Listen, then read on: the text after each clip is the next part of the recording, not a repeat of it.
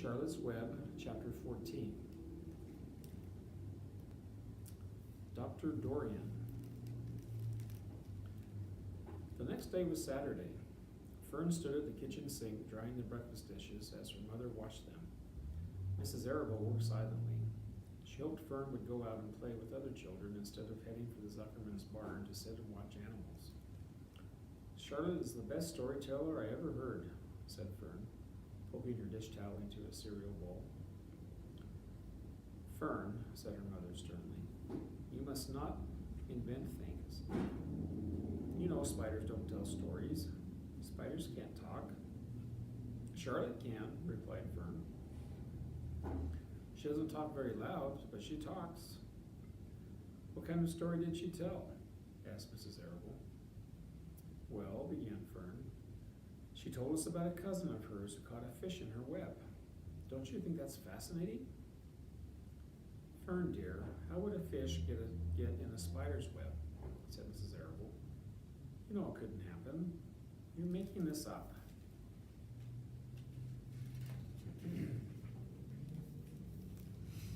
Oh, it happened all right, replied Fern. Charlotte never fibs. This cousin of hers built a web across a stream. One day she was hanging around on the web and a tiny fish leaped into the air and got tangled in the web. The fish was caught by one fin, Mother. Its tail was wildly thrashing and shining in the sun. Can't you just see the web sagging dangerously under the weight of the fish? Charlotte's cousin kept slipping in, dodging out, and she was beaten mercilessly over the head by the wildly thrashing fish. Dancing in, dancing out, throwing. Fern, snapped her mother. Stop it. Stop inventing these wild tales. I'm not inventing, said Fern. I'm just telling you the facts. What finally happened? Asked her mother, whose curiosity began to get the better of her. Charlotte's cousin won. She wrapped the fish up, then she ate him when she got good and ready. Spiders have to eat, the same as the rest of us. Yes, I suppose they do, said Mrs. Arable vaguely. Charlotte has another cousin who is a balloonist. She stands on her head, lets out a lot of line, and is carried aloft on the wind. Mother, wouldn't you simply love to do that? Yes, I would, come to think of it, replied Mrs. Arable. But Fern, darling, I wish you would play outside today instead of going to Uncle Homer's barn. Find some of your playmates and do something nice outdoors. You're spending too much time in that barn. It isn't good for you to be alone so much. Alone? Said Fern. Alone? My best friends are in the barn cellar. It is a very sociable place, not at all lonely. Fern disappeared after a while, walking down the road toward Zuckerman's. Her mother dusted the setting room. As she worked, she kept thinking about Fern. It didn't seem natural for a little girl to be so interested in animals. Finally, Mrs. Arable made up her mind. She would pay a call on old Dr. Dorian and ask his advice. She got in the car and drove to his office in the village. Dr. Dorian had a thick beard. He was glad to see Mrs. Arable and gave her a comfortable chair. It's about Fern, she explained. Fern spends entirely too much time in the Zuckerman's barn. It doesn't seem normal. She sits on a milk stool in a corner of the barn cellar near the pig pen and watches animals hour after hour. She just sits and listens. Dr. Dorian leaned back and closed his eyes. How enchanting, he said. It must be real nice and quiet down there. Homer has some sheep, hasn't he? Yes, said Mrs. Arable. But it all started with that that pig we let Fern raise on a bottle. She calls him Wilbur. Homer bought the pig, and ever since it left our place, Fern has been going to her uncle's to be near it. I've been hearing things about that pig, said Dr. Dorian, opening his eyes. They say he's quite a pig. Here's a drawing of Mrs. Arable and Dr. Dorian.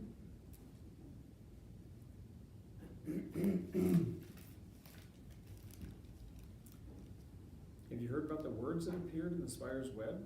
Asked Mrs. Arable nervously. Yes, replied the doctor. Well, do you understand it? Asked Mrs. Arable.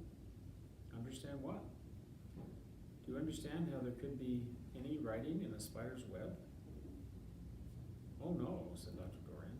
I don't understand it. But for that matter, I don't understand how a spider learned to spin a web in the first place. When the words appeared, everyone said they were a miracle. But nobody pointed out that the web itself is a miracle. What's miraculous about a spider's web? Said Mrs. Arable. I don't see why you say a web is a miracle.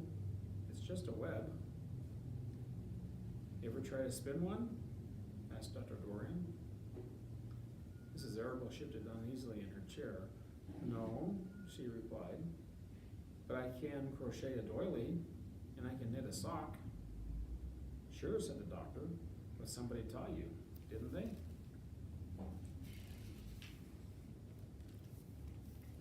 My mother taught me.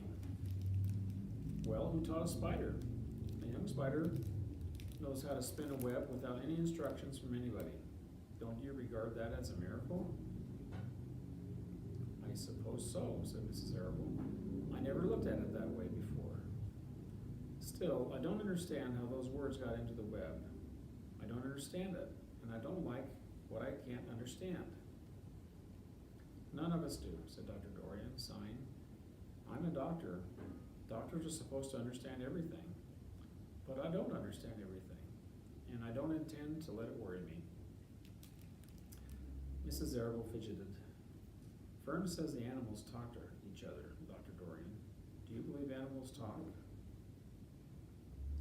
I never heard one say anything, he replied. But that proves nothing.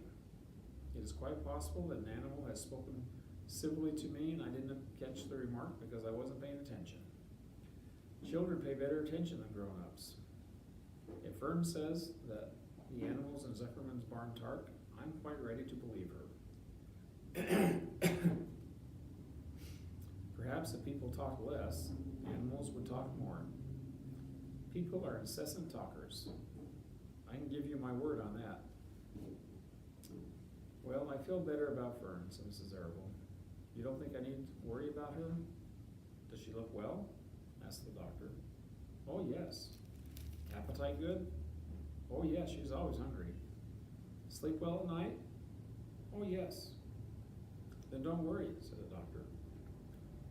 Do you think she'll ever start thinking about something besides pigs and sheep and geese and spiders? How old is Fern? She's 8. Well, said Dr. Dorian, I think she will always love animals, but I doubt that she spends her entire life in Homer Zuckerman's barn cellar.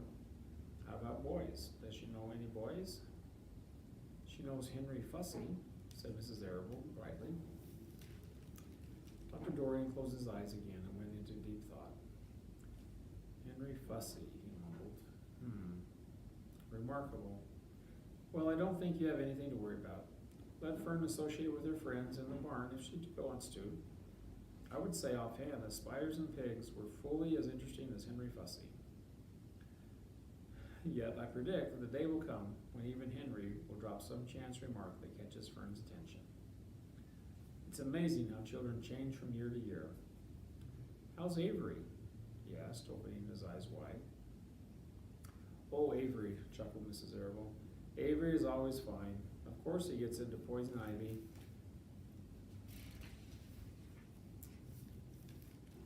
And gets stung by wasps and bees, and brings frogs and snakes home, and breaks everything he lays his hands on. He's fine. Good, said the doctor. Mrs. Arable said goodbye and thanked Dr. Dorian very much for his advice. She felt greatly relieved.